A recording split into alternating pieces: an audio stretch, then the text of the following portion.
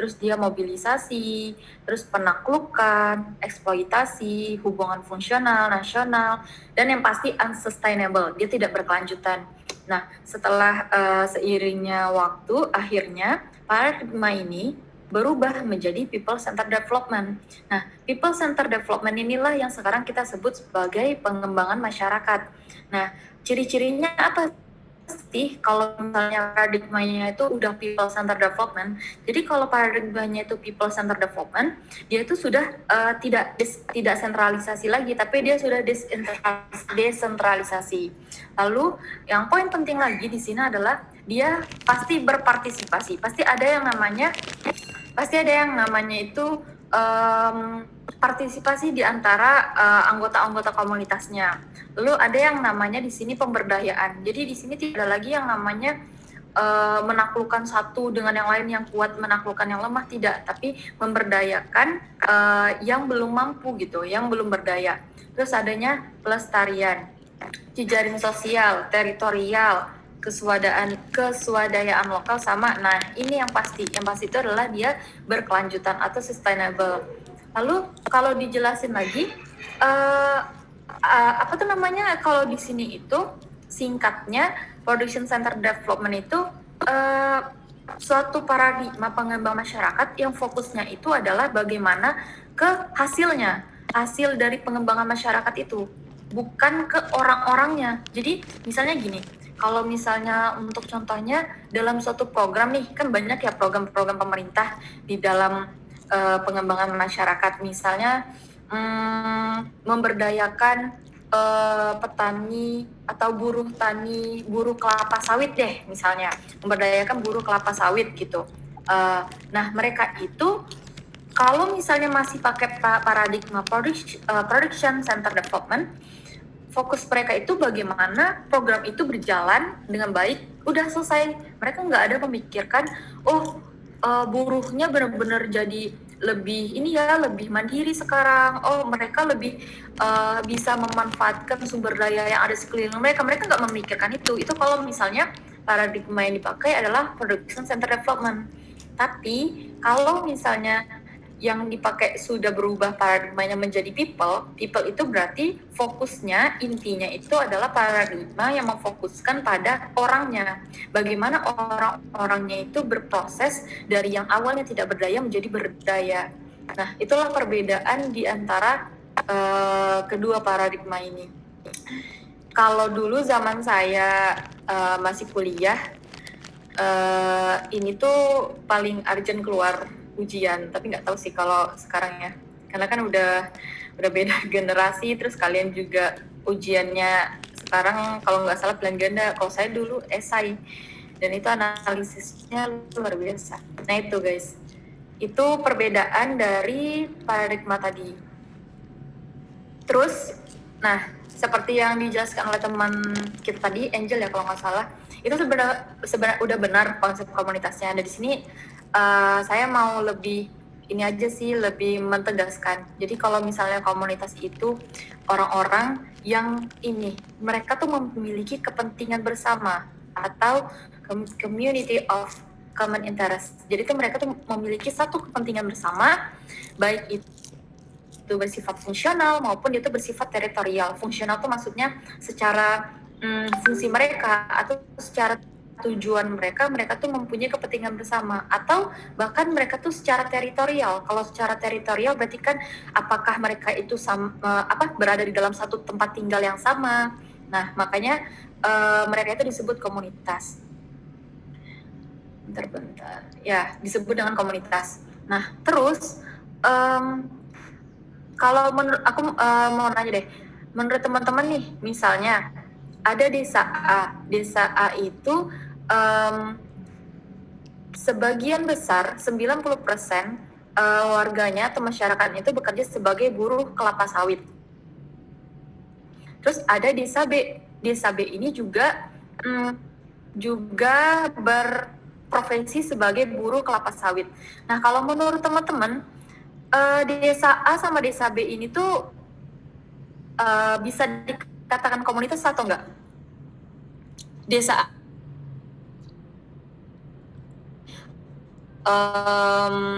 apa ya, kalau misalnya ya, di Bogor misalnya, desa di Bogor, terus ada desa satu lagi desanya ada di Indramayu misalkan gitu kan. Nah itu kan dua desa yang beda tuh, secara tempat kan beda, secara letak geografisnya berbeda, tapi kan mereka sama-sama memiliki profesi yang sama-sama 90% di sana mereka berprofesi sebagai buruh kelapa sawit. Nah, kalau menurut teman-teman, dengan dua daerah yang berbeda tersebut bisa disebut desa A dan desa B itu komunitas atau enggak? Ada yang mau jawab? Izin jawab, Bu. Iya, silakan Cynthia ya. Silakan. Termasuk komunitas, Bu, karena sama-sama memiliki interest yang sama, yaitu sama-sama ini berjualan kelapa gitu, Bu, walaupun beda daerah tapi kan sama-sama di bidangnya gitu. Ya benar. Nah jadi teman-teman, komunitas itu tidak terbatas hanya di satu desa. Jadi ketika misalnya di desa A dan desa B jaraknya itu 10 kilo, tapi karena sama-sama, benar tadi kata Cynthia, mempunyai kepentingan yang sama, mereka sama-sama buruh kelapa sawit, nah bisa dikatakan desa A dan desa B ini jadi komunitas gitu. Jadi komunitasnya nggak hanya sebatas desa A komunitas A, desa B komunitas B, enggak. Jadi desa A plus desa B sama dengan komunitas gitu. Komunitasnya adalah komunitas kelapa sawit gitu. Jadi teman-teman jangan mengkotakkan bahwa komunitas itu terbatas hanya di satu tempat gitu. Kalau misalnya mereka sudah beda tempat, nggak bisa dikatakan komunitas itu. Tidak kayak gitu konsepnya ya. Tidak seperti itu. Aduh, bahasa saya campur-campur. Nih, terus udah. Oke. Lanjut kita masuk ke bab yang sekarang itu azas ya. Teman-teman tadi sama Bu Nur Aini bahas azas dan prinsip-prinsip kan? Iya, Ibu. Iya, Bu. Oke. Mau ngeresum tingkat lagi? Izin menjawab, Ibu, saya boleh. Ya, siapa? Cynthia? Eka Susanti, Bu. Eka. Oke. Ya, teman-teman kalau menjawab silakan sebutkan nama ya. Baik, Ibu. Sebelum menjawab sebutkan nama. Oke, siap. Baik, Bu. Jadi tadi tuh kuliah, pas materi kuliahnya itu ada azas-azas dan prinsip-prinsip pengembangan masyarakat. Di mana untuk azas pengembangan masyarakat menurut PBB sendiri itu ada 10 azas. Yang pertama itu kegiatan yang dilakukan berhubungan dengan kebutuhan dasar dari masyarakat. Yang kedua itu penuh dan seimbang menuntut tindakan bersama dan penyusunan program multi dan tujuannya. Yang ketiga itu perubahan sikap orang dari awal pembangunan dan setelah pembangunan. Terus yang keempat itu adanya partisipasi. Selanjutnya adanya pelatihan pemimpinan lokal. Selanjutnya ada memapakannya. Selanjutnya memerlukan dukungan. Yang selanjutnya skala nasional memerlukan pengadopsian kebijakan yang konsisten. Sumber daya alam bentuk organisasi non-pemerintah. Dan yang terakhir itu adalah pembangunan. Dan sedangkan untuk prinsip pembangunannya itu ada beberapa bagian, yaitu yang pertama itu prinsip-prinsip ekologis, yang kedua itu prinsip keadilan sosial dan hak asasi manusia, yang ketiga itu menghargai yang lokal, yang keempat prinsip-prinsip proses, yang terakhir adalah prinsip-prinsip global dan lokal. Seperti itu, Bu. Oke. Terima kasih Eka sudah menjawab. Nah, bentar, saya share screen PPT ini deh. Kuliah tadi pagi. Terlihat? Terlihat, Bu. Ya, oke. Ini yang dijelaskan oleh Eka tadi kan, ada 10 azas pengembangan masyarakat. Sebenarnya kalau teman-teman mau lebih pahamnya, teman-teman pegang kata kuncinya yang di board ini. Yang pertama itu kegiatannya itu harus berhubungan dengan yang namanya kebutuhan dasar dari si masyarakat itu. Terus kalau yang kedua, kata kuncinya adalah tindakan bersama. Jadi intinya kegiatan pengembangan masyarakat itu harus dilakukan secara bersama-sama. Programnya disusun secara bersama, pelaksanaannya disusun secara bersama. Lalu yang ketiga ada perubahan sikap. Jadi selama proses program perubahan sikap nih dari orang-orang yang berada di dalam komunitas itu. Terus yang keempat partisipasi. Lalu yang kelima ada pelatihan pemimpin lokal.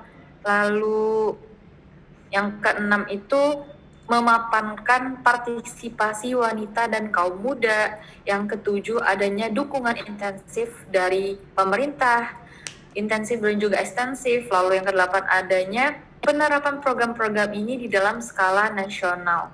Yang kesembilan, adanya sumber daya organisasi-organisasi non-pemerintah, dan yang terakhir adalah adanya pembangunan secara paralel. Ini kalau misalnya teman-teman ingin memahami azas-azas ini lebih mudahnya. Jadi teman-teman itu cukup memahami atau peganglah kata kunci ini gitu.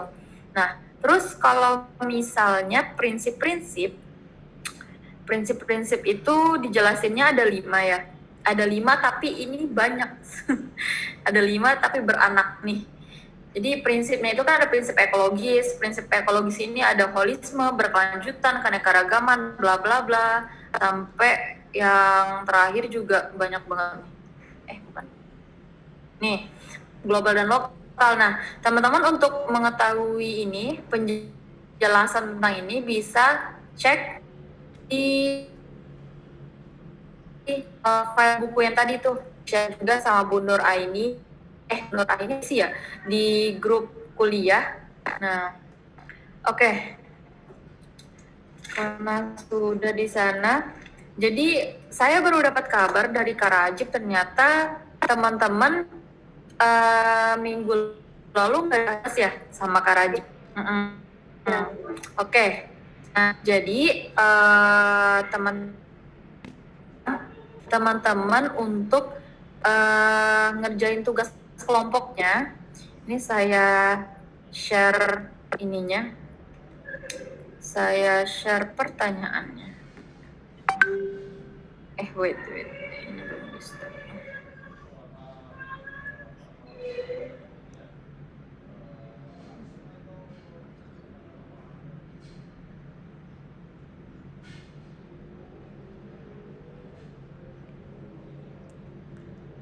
Bisa.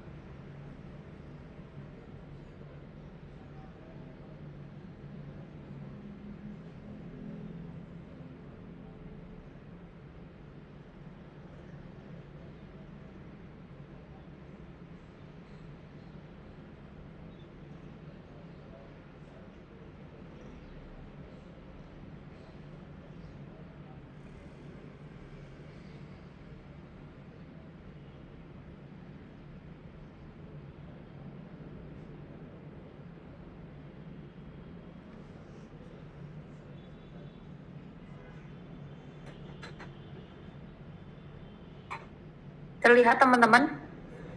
Lihat. Jadi tugas teman-teman hari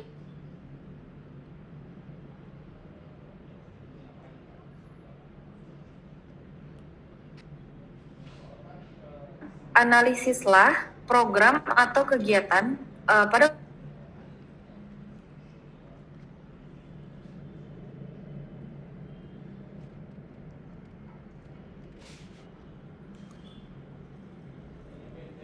pengembangan masyarakat itu yang ekologis, keadilan sosial dan HAM, menghargai lokal, proses, dan global serta lokal.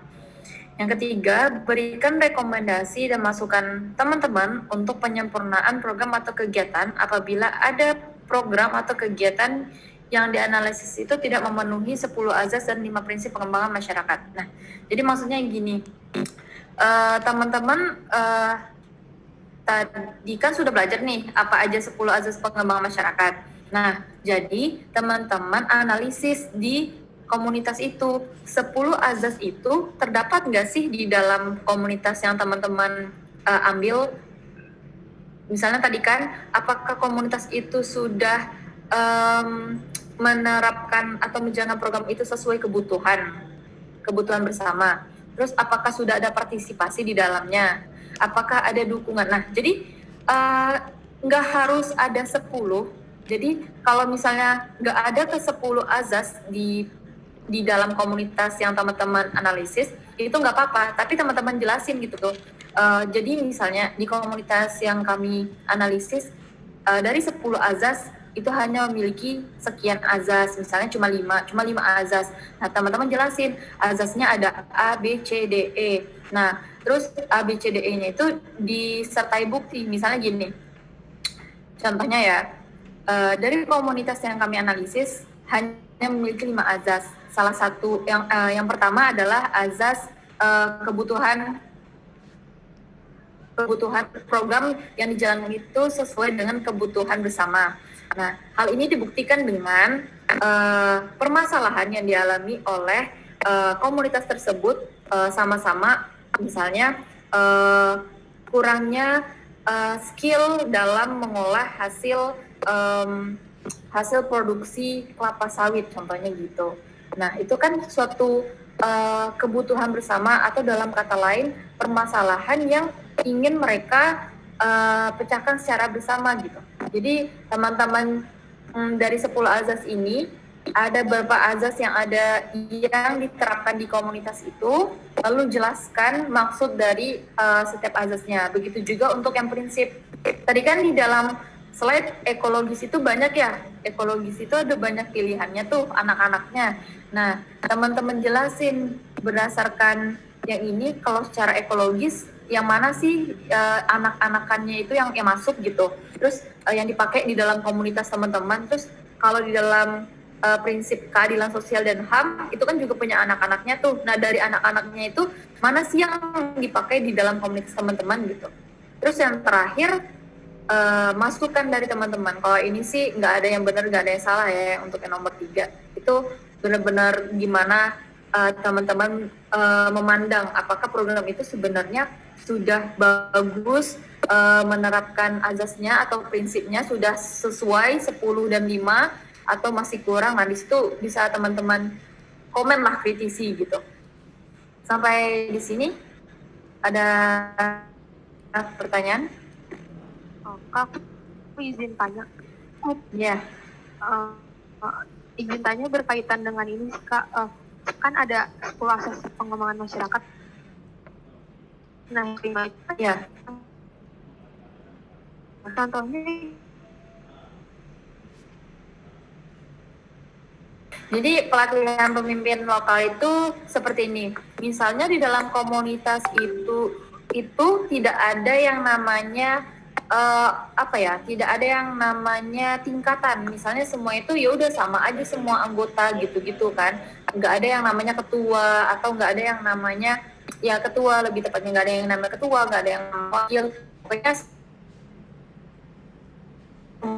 sama aja. Nah, berarti kan kondisinya seperti itu, ada latihan pemimpin lokal dong. Pemimpin lokal itu maksudnya pemimpin di dalam komunitas itu.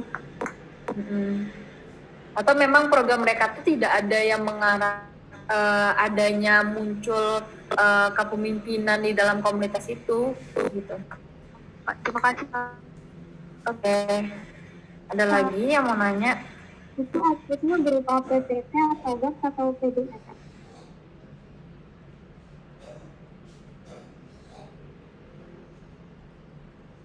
Nggak perlu pakai desain sih, simpel aja. Yang pasti ntar kan ini saya mau ngasih waktu 1 jam nih untuk teman-teman diskusi. Kita pilih acak kayak 1 atau 2 kelompok presentasi. Cuman untuk nggak usah yang bagus-bagus banget, soalnya nanti untuk tugasnya yang benar-benar fix itu ntar dikumpulinnya ntar malam. Jadi 2 kelompok yang saya pilih itu yang setidaknya saya mau tahu sih gimana teman-teman sudah paham belum sih materi ini gitu, gambaran saya. Oke.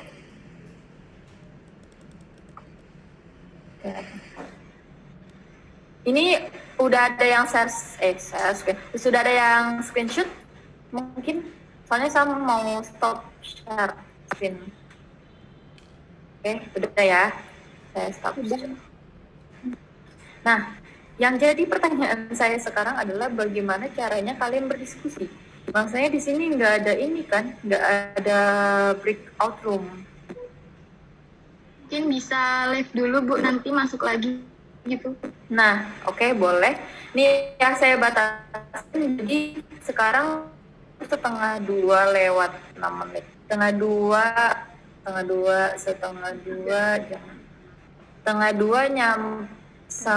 dua sampai jam 2:20 bisa? Kayak sejam. Oke. Iya Bu. Insya Oke. Allah.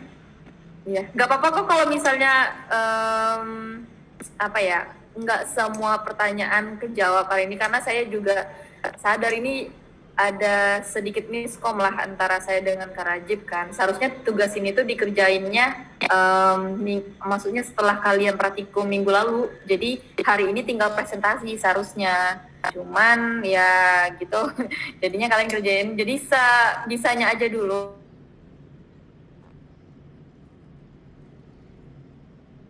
Oke teman-teman, semangat kerjakan. Saya tunggu jam 2:20. Baik Ibu, Oke. terima kasih. Sama. Sebentar.